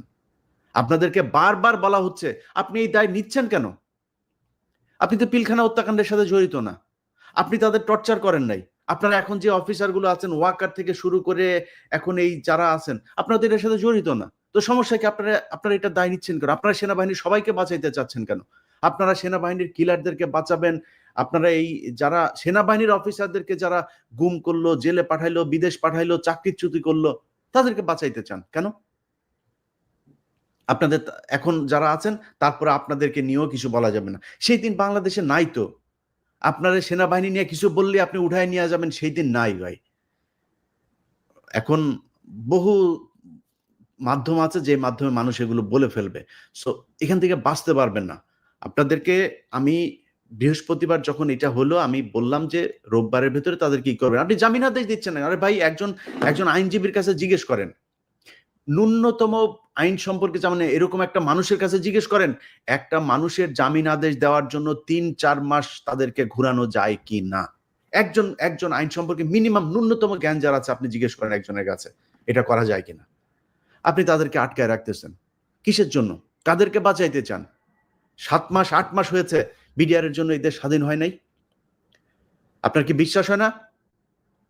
আল্লাহর কসম করে বললাম, আল্লাহর কসম করে যতটুকু এদের ব্যাপারে জেনেছি, এই এই মুহূর্তে জেলখানায় যে মানুষগুলো আছে, যদি কম হয়, যদি একদম কমও হয়, ৮০ ভাগ মানুষ নির্দোষ, একদম নিষ্পাপ, কিচ্ছু জানে না। এবং শুধু নিষ্পাপ যে তা না, এরা প্রচন্ড কি বলবো যে মানে অন্যায়ের সাথে মানে কোনো ধরনের আপোস তারা করে না। কেন জানেন? বিডিআর এর ভেতরে অনেক সাক্ষী আছে। এই বিডিআর এর ২ টা গ্রুপ আছে কিন্তু। একটা কল্যাণ পরিষদ, আরেকটা আবার আছে যেটাকে ওরা বলে সাক্ষী গ্রুপ। এই সাক্ষী গ্রুপ হচ্ছে বিডিআর এর যারা সাক্ষী দিয়েছে। সাক্ষী কারা দিয়েছে জানেন? সাক্ষী দিয়েছে, হ্যাঁ, আমি দেখেছি হচ্ছে গিয়ে বিডিআর এর ৩ নাম্বার গেটের ওইখানে একজন দাঁড়িয়ে ছিল। উনি ৫ নাম্বার গেটের ওইখানে দাঁড়িয়ে থেকে তারপরে দেখেছেন উনি ওইখানে বসে একজনকে গুলি করছেন। তো ৩ নাম্বার থেকে ৫ নাম্বার গেটের দূরত্ব কতটুকু এটা যায় খোঁজ নেন। হোটেল আম্বালার সামনে থেকে তিনি দেখেছেন দরবার হলের ভেতরে তিনি করেছেন, আরেকজনকে মারছেন, এক নারীকে ধর্ষণ করছেন। এই হচ্ছে সাক্ষী। এই সাক্ষীর ভিত্তিতে বিডিআর এর বিচার হয়েছে। এখন এই যে বললাম যে এরা শুধু নিষ্পাপ না, এরা প্রচন্ড দেশপ্রেমিকও, অন্যায়ের সাথে আপোস না করা মানুষ। কারণ হচ্ছে এই মানুষগুলোকে আপনার করা হয়েছে কি, এই মানুষগুলোকে বলা হয়েছিল আপনারা সাক্ষী দেন। আপনারা সাক্ষী দিলে আমি আমার ১ম পর্বে আপনারা দেখেছেন তো যে জিজ্ঞাসাবাদের ওইখানে কি জিজ্ঞেস করা হয়েছে, কি বলা হচ্ছে। যাদেরকে বলা হয়েছে যে আপনারা সাক্ষী দেন, সাক্ষী দিলে কিছু বলেন, যে সাক্ষী দিতে রাজি হয়নি সে বলে আমি দেখি নাই, আমি দূর থেকে, আরে ভাই ছুটিতে ছিল, পিলখানায় ছিলই না, ছুটিতে ছিল। সে এখন ফাঁসির আসামি, জানেন আপনি? খোঁজ নেন, যান, যাবজ্জীবনের আসামি, খোঁজ নেন। ছুটিতে থাকা মানুষ, ছুটিতে ছিল, চাকরি চলে গিয়েছে, ৫ বছর ৬ বছর জেল খেটে তারপরে বসিয়ে রেখেছে, নির্দোষ, চাকরি ফেরত পায় নাই। এটা কোন আইন? এর কোন আইন হইল নাকি? তো আপনার যদি মনে হয় এইসব দেখে আমাদের গায়ে আগুন জ্বলবে না, তাহলে তো আর গত ১৫ বছর আমরা চুপ করে থাকতাম। আমার সমস্যা ছিল কি? আমি ২০১৪ সালের ৫ জানুয়ারি নির্বাচনে যদি শেখ হাসিনার সাথে এই এই গ্যাঞ্জামে না যাইতাম, যদি এই নির্বাচনের দিন অন্য আমারে তো ডিজিএফআই নিয়ে গিয়ে তার বলেছে যে ১ম যখন ফোন করেছে সকাল ৯ টায় লাইভ করি, ১১ টায় ফোন করেছে আবার। এই এই যে কমান্ডার তখনকার ক্যাপ্টেন হচ্ছে সোহেল, বলতেছে যে আপনি এইসব দেখাচ্ছেন কেন? ভোট কেন্দ্র খালি, কুকুরের ছবি, এই সেই এগুলি দেখাচ্ছেন কেন? আপনি মানুষজন ভোট দিতে যাচ্ছে তাদেরকে দৌড়ায় ধরছেন, এরকম করছেন কেন? আমি বললাম যে এগুলি তো হচ্ছে ভাই, তাহলে কি করব? আমি যখন ভোট কেন্দ্রে ঢুকছি তখন সে দৌড় দিচ্ছে। আমি তার পেছনে আমার তো ইয়েটা লাগবে। আমার তো সে তার হাতে কি ওটা তো লাগবে আমার। আমি তো তারে মারতে যাইনি। আমি তো এটা আনতে গিয়েছি। তা আমি কি করব? যা হচ্ছে সেটাই তো দেখাচ্ছে। বলছে অন্যান্য টেলিভিশন পত্রিকাগুলো যা করে আপনি দেখেন না? আপনি খালি এগুলি দেখাচ্ছেন। ২১শে টিভি ছাড়া আর অন্য কিছু না। কেউ নাই নাকি? আমি বললাম অন্য কে কি দেখে সেটা তার ব্যাপার। আমি কি দেখি সেইটা আমার ব্যাপার। আমি আমার টেলিভিশন সেটাই চালাবে যেটা আমি দেখছি। আমি তো আরেক টেলিভিশনের রিপোর্টারের করব না। তো সেগুলি যদি অন্য টেলিভিশনের মতো করেই চলতাম, তাহলে তো আমার মামলা খাইতে হয় না। আমার তো ২০১৫ সালে ২১শে টিভির আব্দুল সালামকে জেলে যাইতে হয় না। তার জেলে যাওয়ার কনক সারোয়ারের জেলে যাইতে হয় না। আমার পালায় থাকতে হয় না, পালায় দেশ ছাড়তে হয় না। তাহলে তো ঠান্ডা হয়েই থাকতাম। আপনার কি মনে হয় এইসব দেখলে তো কষ্ট হয় রে ভাই। আমি আপনার পক্ষে কথা বললে তো আমার আরো লাভ। আমি যদি এখন সেনাবাহিনীর ডিজিএফআই এর পেইড এজেন্ট আছে কারা আমরা চিনি না? পেইড এজেন্ট, পেইড ইউটিউবার যারা আছে তাদের মতো যদি নাকি কথা বলে যদি নাকি আমি তাদের কাছ থেকে সুবিধা নিতাম, তাহলে তো আমারও ভালোই হইতো। আমি নেই কেন? কারণ আমি তো অন্যায়ের সাথে আপোস করব না। আপনি আমার মেরে ফেললেও করব না। আমি যতদিন জীবিত আছি এই ব্যাপারে আমি কথা বলেই যাব। এখন আপনাদের কাছে অনুরোধ ভাই, দেখেন, যারা মারা গিয়েছে তাদের নিয়েও বাজে কথা বলতে চাই না। আপনাদের নিয়েও বাজে কথা বলতে, আপনাদের এই সেনাবাহিনী এই দেশকে চালাইতে হবে। আমি সেনাবাহিনীর সবাইরে যদি বাদ দিতে হয় তারপরে আবার ফের সেনাবাহিনীই লাগবে এই দেশ বাঁচাইতে হইলে, এই দেশের সেফটির জন্য। সো আপনাদের কাছে অনুরোধ, আল্লাহর ওয়াস্তে, আল্লাহর ওয়াস্তে এই বিডিআর এর যেই লোকগুলির সাথে যেই প্রতারণা করছেন, যেই বঞ্চনা, যেই মানে নির্যাতনের শিকার এই পরিবারগুলোর কাছে যদি মিনিমাম মনুষ্যত্ব থেকে থাকে, আপনারা তো এটা বুঝবেন না। আপনাদের এইখানে এই বলে থাকেন যে কি বলে রেপ করেছে, আর্মি অফিসারদের অনেকের ওয়াইফকে রেপ করেছে। রেপ করলে আমি সেটার বিচার চাই, কিন্তু রেপ করেছেন যতজনকে রেপ করা হয়েছে তার চাইতে বেশি মানুষকে আপনারা প্রস্টিটিউট বানিয়েছেন। অনেক অফিসার মারা গিয়েছে, তাদের ওয়াইফদেরকে আপনারা প্রস্টিটিউট হইতে বাধ্য করেছেন। আপনাদের বিভিন্ন অফিসারদের খাটে গিয়ে তারপরে তাদের ইজ্জত নষ্ট করেছেন। মিথ্যা কথা। এগুলো যদি চান, আপনাদের লোকজনের বক্তব্য আছে, সেগুলো চালায় দিব। আপনাদের অফিসারদের বউদের বক্তব্য আছে। এই এই যে এখন পর্যন্ত আপনার মুজিবের বউয়ের কত টাকা আছে সেটা খোঁজ নেন যায়। যাকে আমরা শহীদ বলি, কর্নেল মুজিব, ওর বউয়ের কত টাকা আছে, টাকা কই পাইলো, এই সুবিধা কই পাইলেন আপনি? পিলখানা হত্যাকাণ্ডের যারা অফিসার মারা গিয়েছিল তাদের পরিবার কোথায়? বিচার চান না কেন? অল্প কয়টা পরিবার দেখি সোশ্যাল মিডিয়াতে, আর বাকি আপনারা কই? আপনাদের তো তারপরে দিন ধরেন আমার বাবা আমার ভাই যদি নাকি এইভাবে মারা যেত, আমি তো পরের দিন জাহাঙ্গীর গেটে 5 তারিখে ওই দিনই আমি জাহাঙ্গীর গেট আমি ভাঙচুর করতাম। আমার এই বিচার করে এটা তাড়াতাড়ি। বিচার চান না কেন? এক একজনকে বিদেশে পড়াশোনা করিয়েছে, ব্যবসা ধরিয়েছে। ওই যে আরেক বাটপার আছে সাকিব, অ্যাডভোকেট সাকিব, নর্থ সাউথের এই বাটপার হচ্ছে গিয়ে 2 দিন পর পর যায়া এই বিডিআরদের বিরুদ্ধে যায় কথা বলে। ওরে টাকা দিয়েছে, ওরে এই ডেইলি স্টারে ওরে প্রজেক্ট ওকে এই করেছে, টাকা দিয়েছে প্রজেক্ট চালানোর জন্য। এই ডেইলি স্টার, তো ডেইলি স্টারের প্রজেক্টের আপনি এই হন, আপনার সুবিধাভোগী হন কাদের টাকা আমরা এটা বুঝি না। এই অ্যাডভোকেট সাকিব যায় 2 দিন পর পর সে যায় ফেসবুকে পোস্ট করে, এই সংবাদ সম্মেলন করে, তোরে যেখানে পাবে বিডিআর এর পোলাপান কিন্তু সাইজ করে দেবে, সাবধানে বাইরে হবি তুই। এরা এই একজন অফিসারের, ওইখানে নিহত একজন অফিসারের ছেলে বিক্রি হয়ে গিয়েছে টাকার কাছে। বিচার চায় না, তদন্ত চায় না। হাসিনা যেটা করে দিয়ে গেছে ওইটাই, তাড়াতাড়ি এদেরকে ফাঁসি দিয়ে দাও, এদেরকে তাড়াতাড়ি যাবজ্জীবন যাদের আছে ওইখানে রেখে তারপর মেরে ফেলো, এটাই চায়। এর বাইরে আর কোনো কিছু চায় না। কেন তদন্ত চান না কেন? হাসিনা কিলিং এর সাথে জড়িত, তো কিলার কিভাবে কিলিং এর বিচার করে? আপনি হাসিনার বিচার চান না। আপনি ওইখানে সেনাবাহিনীর যারা করলো এই এই ঘটনাটাকে ধামাচাপা দেওয়ার জন্য 33 ঘন্টা ওইখানে কালক্ষেপণ করলো, ওই সময় ডিজিএফআই চিফের বিচার চান না, এনএসআই চিফের বিচার চান না, আপনি ওইখানে 44 ব্রিগেডের কমান্ডারের বিচার চান না, কারোর বিচার চান না। এই কি বলে 44 রাইফেলস এর ওর নাম কি, শামস, আপনি তার বিচার চান না, কারোর বিচার চান না। হাসিনার বিচার, নানকের বিচার চান না, কামরুলের বিচার চান না, তাপসের বিচার চান না, কারোর বিচার চান না। খালি বিচার চান হাসিনা যার বিচার করে গেছে ওরে তাড়াতাড়ি ফাঁসি দিয়ে এটা শেষ করে দেন। কারণ কি, এখান থেকে যে মাল এসেছে এই মাল সবচাইতে বেশি খেয়েছে যে অফিসাররা মারা গিয়েছিল, সবার না, কয়েকজন অফিসারের পরিবার সবচাইতে বেশি খেয়েছে। আপনি জানেন এই যে মেজর নূর, তারে করা হয়েছে, তার স্ত্রীকে বলা হয়েছে আরেকজনের লাশ নিয়ে এসা, তার লাশও খুঁজে পায়নি, কারণ তার লাশটা সবশেষ এই তাপস নিয়ে গিয়েছিল, তাপসের গাড়িতে করে। সেই লাশটার খুঁজে পায় নাই। তারা আরেকজনের লাশ এনে, আমার প্রোগ্রামে দেখেছেন আপনারা এগুলি, আরেকজনের লাশ এনে বলেছে আপনি লাশটা নিয়ে নেন। টাকা দিতে চেয়েছে, চাকরি, ফ্ল্যাট দিবে, বাড়ি দিবে। কেন? কার স্বার্থে? কারে বাঁচাইতে চাইছেন? তো এভাবে তো পারবেন না আপনি বাঁচায়া। এখন সেই দিন নাই আসলে। মারা ফেলেন, টাকা পয়সা দিয়ে এনে কালু টালু আছে এদেরকে দিয়ে মারা ফেলেন, সমস্যা না। আল্লাহ যদি মানে মিনিমাম যদি নাকি 1 সেকেন্ড যদি বাঁচার যদি সময় রেখে থাকেন তাহলে বেঁচে থাকবো, নাহলে মারা যাবো। এরকম বালছালের ভয়টা দেখা লাভ নেই। কিন্তু যতদিন বেঁচে আছি ততদিন আপনাদেরকে এসব অন্যায় করে বাঁচতে পারবেন না।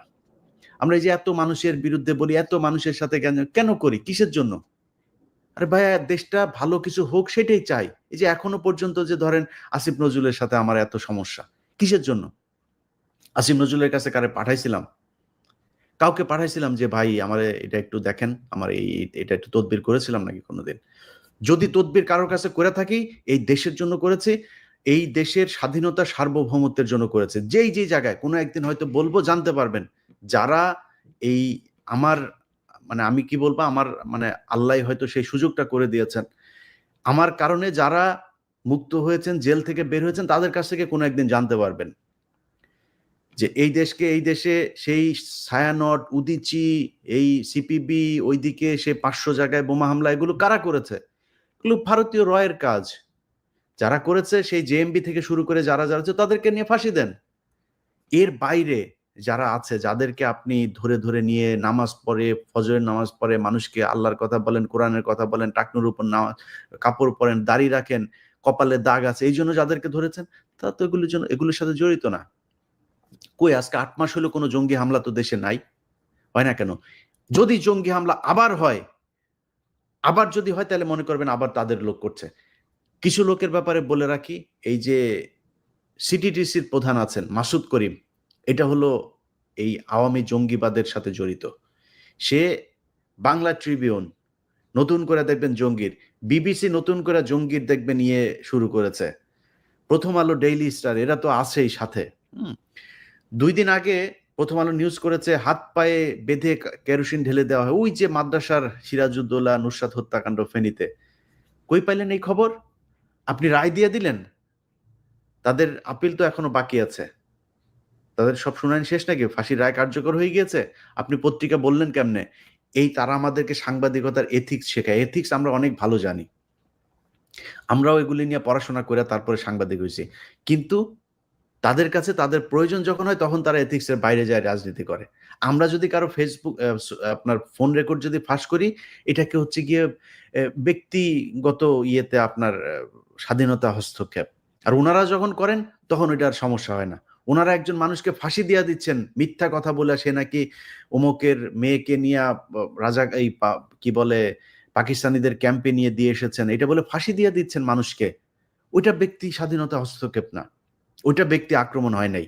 ওনাদের নিয়ে যখন কিছু বলবেন তখন ওনারা খুব সুশীল হয়ে যায়, খুব সুশীল সেজে তারপরে ব্যক্তি স্বাধীনতার কথা বলবে, সুন্দর সুন্দর কথা বলে। তো আমরা এগুলি নিয়ম জানি। ওনারা ওনাদের সুবিধার সময় এথিক্স শেখায়, আবার ওনাদের যখন দরকার হয় তখন এথিক্স ভঙ্গও করে। ও নিউজ করে ফেলেন বড় করে শিরোনাম দিয়া, ফেনীর একজনকে ফাঁসি দেওয়া যাবে না। বনজের কাছ থেকে যত টাকাই খান, ইন্ডিয়ার কাছ থেকে যত টাকাই খান, ফেনীর একজনকে ফাঁসি দেওয়া যাবে না। কারণ ফেনীর ঘটনায় যাদেরকে জড়ানো হয়েছে এই ঘটনার পুরো তদন্ত প্রক্রিয়াটাই ত্রুটিপূর্ণ। এটা নিয়ে আগে দেখিয়েছি, আমি এখনো কাজ করছি, এটা 2-4 দিনের ভেতর। তবে ওইটার সাথে যে বিচারক টিচারক যারা আছেন এদেরকে বলে রাখি খুব সাবধান। প্রথম আলোর নিউজের দেখা তারপরে রায় দিয়া দিবেন, তোর 14 গোষ্ঠী অস্থির বানায় ছেড়ে দিব। তুই কয় টাকা বেতন পাইতি সারা জীবন, আর তোর এখন প্রপার্টি কত টাকার, ওইটার হিসাব টানলি তোর সবকিছু বের হয়ে যাবে। শান্তিতে মান সম্মান নিয়ে বাঁচতে দিব না। আমি কিন্তু কারোর ধরি না ভাই। আপনাদের অনেকের কাছে মনে হইতে পারে যে অমুকের ন্যাংটা ফুটেজ, অমুকের এই ফুটেজ, এগুলি কোনো না কোনো বহুত মানুষের ন্যাংটা ফুটেজ আমার কাছে আছে। আমি ছাড়ি না তো, কেন ছাড়ি না? ওই জায়গায় যা হিট না করলে। এই যে কয়দিন আগে কবির বকুলেরটা দেখছেন না? যখন দেখাই তখন আইসা ভাই দেখানোর, যখন বলি যে কালকে ছাড়বো তখন আইসা সব হাতে পায়ে ধরে, ভাই এটা দিয়ে না, ভাই এই বলে ওই বলে। আমি তো এই আপনাদেরকে ওয়ার্নিং বহু আগে দিয়ে রেখেছি, ছাড়বো না তো। আপনারা যারা প্রথম আলো, ডেইলি স্টার এই জায়গায় যেতে না করেছিলাম, এই আন্দালিত রহমান পার্থ আছে না, আমি যেইখানে পাবো, যেই অবস্থায় যেই জিনিস পাবো ছেড়ে দিব, বলে রাখলাম। পার্থ ভাই দেখবে হয়তো, পার্থ ভাই মাঝখানে ফোনও করছিলেন, আমি এর আগেও একবার বলেছিলাম, উনি আমাকে ফোন দিয়েছিলেন, ইলিয়াস তুমি আমার এমনি বললা। আমি বললাম বলছি তো ভাই, আপনি প্রথম আলোয় গেছেন না?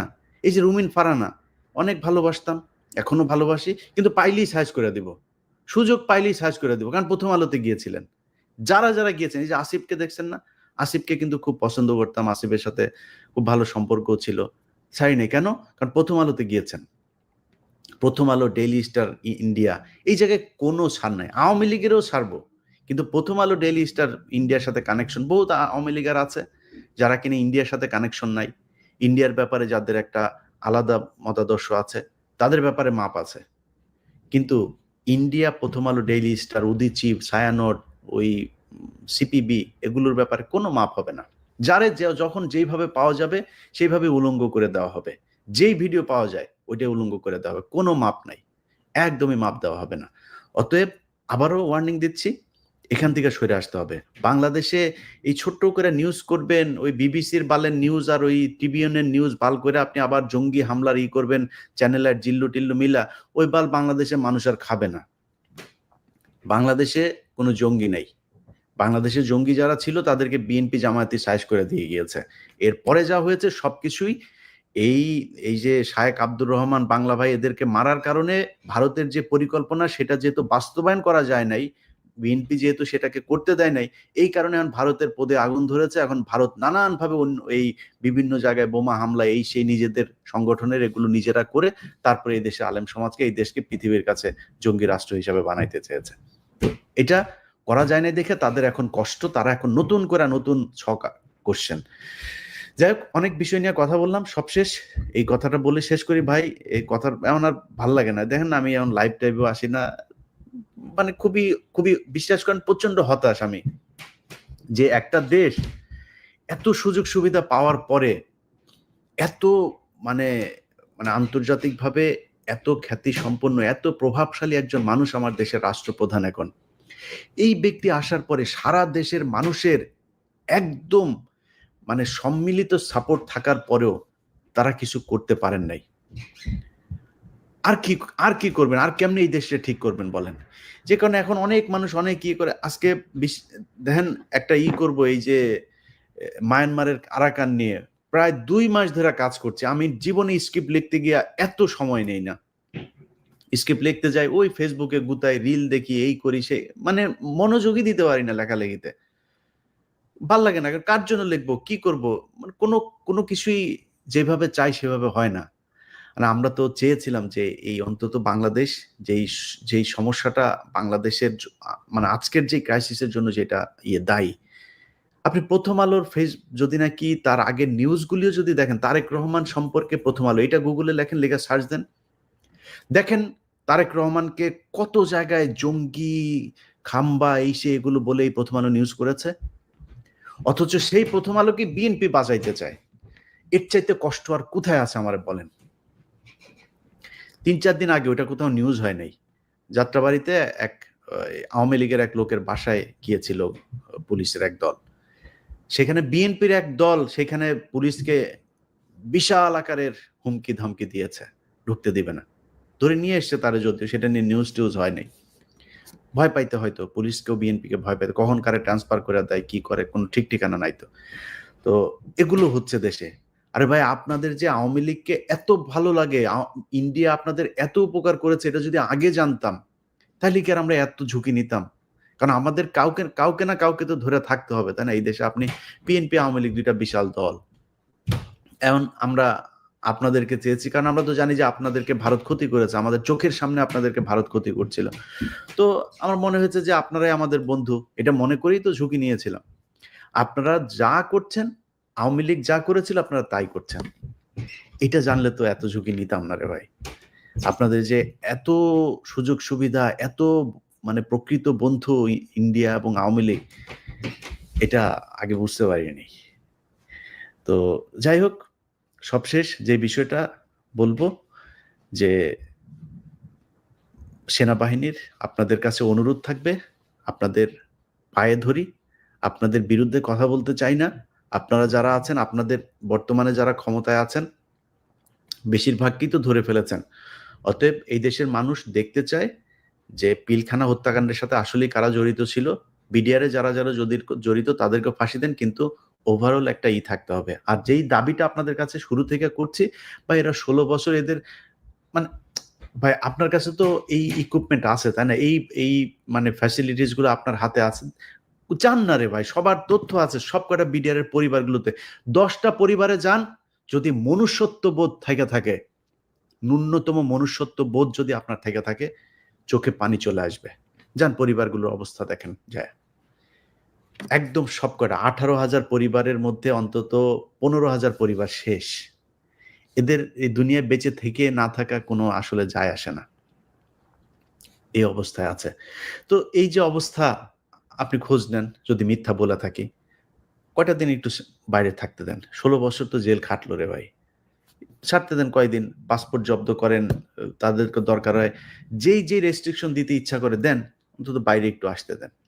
কারণ আপনি তো জানেন না, আমি বলছি, আমি বললাম যদি মিথ্যা বলে থাকি, আজকে এপ্রিলের ধরেন 13 তারিখ 14 তারিখ, আমি যদি মিথ্যা বলে থাকি আপনি আর কয়দিন পরে জানতে পারবেন, কমিশন তো তার প্রতিবেদন নিশ্চয়ই 2-1 মাসের ভেতরে দিয়ে দিবে, জানতে পারবেন যে কমিশনে আমি যা বলেছি সেটা মিথ্যা না সত্য। তো দেখেন কমিশন কি বলে, কমিশন তাদের রিপোর্টটা দেওয়ার পরে যখন দেখবেন যে এই যে মাঝখানে কয়েকজন মানুষ মারা, এই যে কয়দিন আগে জুবায়ের মারা গেল, এই সুবেদার জুবায়ের, এই লোকটা কোরআন তেলাওয়াত করতেন, বিভিন্ন মানুষকে কোরআন হাফেজ করতেন, এই হেফজ শিক্ষা দিতেন, ইমামতি করতেন, কোরআন তেলাওয়াত করতেন বিভিন্ন প্রতিযোগিতায়, মারে ফেললেন। এই লোকটা তো মানে শেখ হাসিনা যাওয়ার পরে মারা গেল, এই কয়দিন আগে মারা গেল, ছাড়তে পারতেন না? কি হইতো ছাড়লে? আপনার বিডিআর আপনার মেরে ফেলবে, ক্যান্টনমেন্টে যায় হামলা করবে বিডিআর এখন? কেন, কিসের জন্য, মানে কারে খুশি করতে চান, কি আড়াল করতে চান? এসব তো আড়াল করতে পারবেন না। এসব যত আড়াল করতে যাবেন তত বেশি খারাপ হবে। এই যে আজকে কিছু কথা বললাম না, এই কথাতে আপনার সমস্যা হয়েছে না? এগুলো মানুষ জানলো না। এখন তো অনেকের কষ্ট লাগবে যে ভাই এগুলো আমি তো বলতে চাই না, এগুলো কি জানতাম না আগে? এই যে ডিজির বউ যে এগুলো করতো, এই ধান্দাবাজি করতো, ডিজি শাকিলের বউয়ের যে ধান্দাবাজি, এগুলো আমরা জানতাম না আগে? মানুষ তো জানতো না, আজকে তো জানাইলাম। এই যে মুজিবের ঘটনা, তো আমরা তো এগুলি নিয়ে ঘাটাঘাটি করতে চাইনি। যত ঘাটাঘাটি করাবেন তত সমস্যা হবে, তত আপনাদের মান সম্মান নষ্ট হবে। আমরা সেনাবাহিনীকে ভালোবাসি, সেনাবাহিনীর মান সম্মান ক্ষুণ্ণ থাকুক, আমরা এটা চাই, অক্ষুণ্ণ থাকুক। এবং এইটা মানে অক্ষুণ্ণ রাখার জন্য আমরা শুধু কাজ করলে হবে না, এটার জন্য আপনাদেরকেও কিছু করতে হবে। যেটা করা দরকার সেটা করেন। যাই হোক, সবাই ভালো থাকেন। অনেক কথা বলে ফেললাম। আমি পুরো এপ্রিল মাস আমি অসুস্থ থাকি প্রতি বছর। এই যে এখানে বলেন, আমার চোখ লাল থাকে, চোখ দিয়ে পানি পড়তে থাকে, নাক বন্ধ থাকে, একটু পর পর হাঁচি আসতে থাকে। আজকে অনেকক্ষণ ওষুধ খেয়ে তারপরে কিছুটা ভালো হই, কারণ অনেকক্ষণ